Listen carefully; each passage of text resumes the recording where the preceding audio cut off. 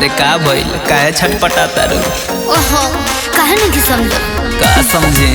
ए जी सुनी ना। बोला। बड़ा मन करता जी। हाँ तो मन के मनाव, अभी हम ना है। का कने? ना है। हाँ ना है। हाँ तो हमारी बात सुनी। अरे का सुना बतारू, पहले हमार सुनो। छुट्टी न मिलता कैसे घरे आई, फोनवे पर बात कके मन भूली आई। ए करे जा का हो जी? छुट्टी न मिलता कैसे घरे आई, फोनवे पर बात कके मन भूली आई।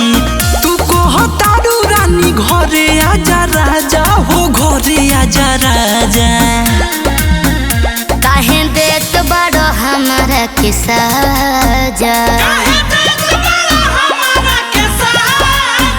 अपना मनवा के ताजा करहतानी पी के रोज माजा। करहतानी पी के रोज माजा, करहतानी पी के रोज माजा।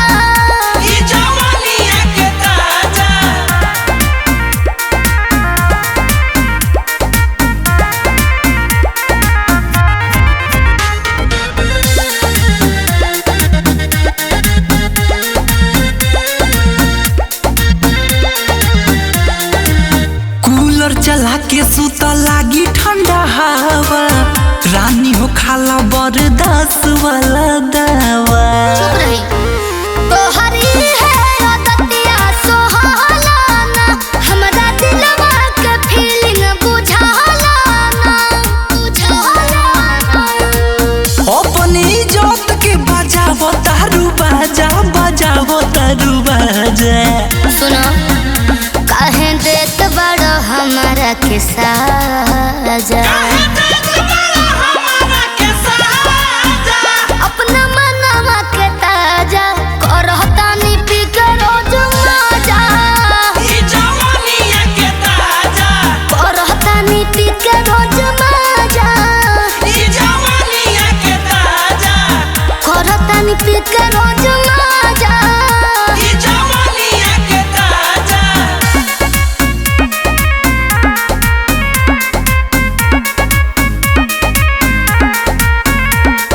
म्यूजिक बाय उज्जवल कुमार।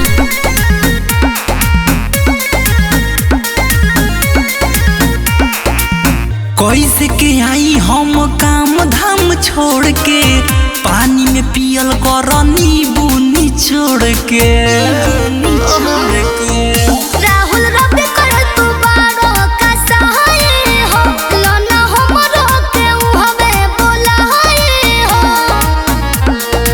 शैलेश प्रेमी के तू धके सुतबू पाजा, का धके सुतबू पाजा। सुनो काहे देत बड़ो हमारा के साजा, अपना मनवा के ताजा करहतानी पी के रोज माजा। करहतानी पी के रोज माजा, करहतानी पी के रोज माजा। गीत संगीत रिकॉर्डिंग स्टूडियो दिल्ली।